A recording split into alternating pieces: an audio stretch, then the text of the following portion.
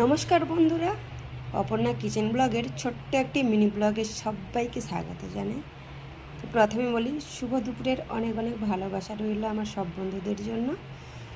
তো আজকে দুপুরে কি রান্না করেছি আর কি খাওয়ার নিয়ে বসি সেটাই আপনাদের সাথে শেয়ার করছি একটু।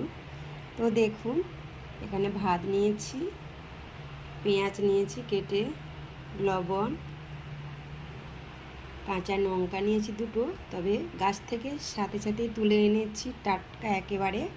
তো এখানে ডাল রয়েছে সবজি দিয়ে, তো সয়াবিন রয়েছে, সয়াবিন দারুণ স্বাদের সয়াবিন রান্না করেছি, একটা রেসিপি নিশ্চয়ই আসছে, দেখতে পাবেন। এখানে শাক ভাজা রয়েছে, সাথে রয়েছে পাকা আম। তো এটাই আজকে দুপুরের মেনু। তো দুপুরের মেনুটা কেমন হয়েছে অবশ্যই কমেন্ট করে জানাবেন, আর ছোট্ট একটা লাইক করবেন। টাটা বন্ধুরা।